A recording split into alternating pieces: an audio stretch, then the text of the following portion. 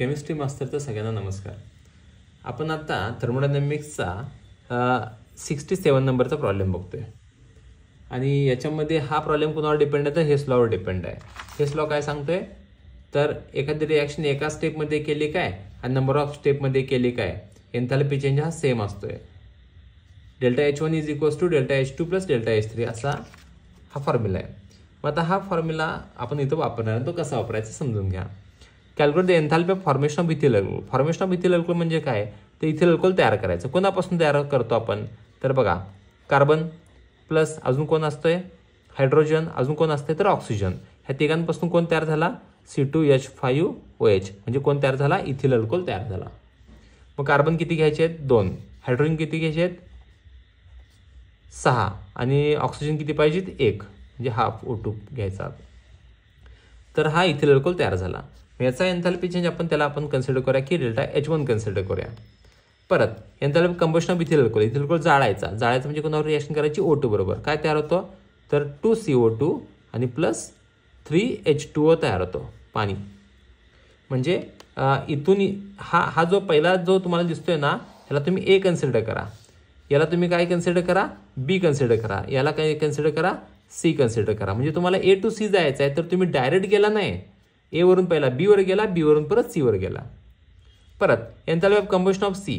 मग आता इथं C जाळायचं म्हणजे C plus O2 gives direct तुम्ही बघा इथं जाताय बघा CO2 ला म्हणजे डायरेक्ट A वरून डायरेक्ट कुठे गेला C वर गेला. आणि enthalpy of formation of water. Water कोणापासून तयार होतं तर हायड्रोजन पासून तयार होतं. हायड्रोजन जाळला की वॉटर तयार होतो H2O तयार होतो.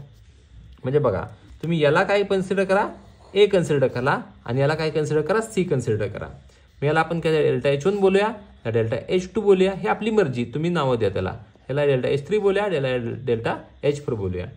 आता आपल्याला काय काय दिलंय तर जे नोन आहे ते मी तुम्हाला मार्क करून दाखवतो. हे दिलंय, हे दिलंय, हे दिलंय आणि हे काढायचं आहे. आपण फॉर्म्युला आपणच तयार करायचा. मग काय आपला फॉर्म्युला येईल बघा डेल्टा H1 कॅल्क्युलेट करायचा आहे इज इक्वल्स टू तर ह्या दोघांची सम करावी लागेल. मग दोघांची सम करण्यासाठी काय करावं लागेल बघा सगळ्यात महत्त्वाची गोष्ट समजून घ्यायचं तर हा डेल्टा H3 ला 2 मल्टिप्लाय करावं लागेल. याचं कारण आहे किती CO2 आहेत 2 आणि इथं किती आहे 1 आहे, त्यामुळे ह्याला किती मल्टिप्लाय करायचं 2 मल्टिप्लाय करायचं कशाला डेल्टा H3 ला. परत प्लस डेल्टा H4 ला किती मल्टिप्लाय करायचं 3 का तर एका H2O साठी दिलाय डेल्टा H4 पण तिघांसाठी करायला पाहिजे ना, मग ह्याला 3 मल्टिप्लाय करायचं डेल्टा H4 ला. परत खतम. ह्याच्यातून काय वजा करायचं आहे डेल्टा H2 वजा करायचं आहे, वजा डेल्टा H2 करायचा. मग सगळ्या व्हॅल्यूज पुट करूया. बघा बरं 2 इंटू डेल्टा H3 किती आहे बघा बरं C प्लस कंबशन ऑफ हे मायनस 393.5 प्लस आता H2चा किती आहे 3 into minus 286 minus delta H2 किती आहे मायनस डेल्टा H2 म्हणजे हा किती आहे मायनस 1368. आता हे मायनस मायनस प्लस होणार आहे. मग 2 मल्टिप्लाय केल्यानंतर किती येते तर मायनस 787. परत प्लस हे 3 मल्टिप्लाय केल्यावर किती येते तर मायनस 858 येते. आणि परत हा मायनस मायनस काय झाला प्लस किती झाला 1368. मग ह्या दोघांची काय करायची सम करायची. मग ती सम किती येते तर मायनस 1645 येते आणि प्लस किती आहे 1368 आहे. आणि आता याच्यातून हे मायनस केलं किंवा हे काय असेल ते तुम्ही सॉल्व्ह करणार आहे आणि आता काय येणार आहे मायनस 277 किलो जूल हा डेल्टा H1 आला.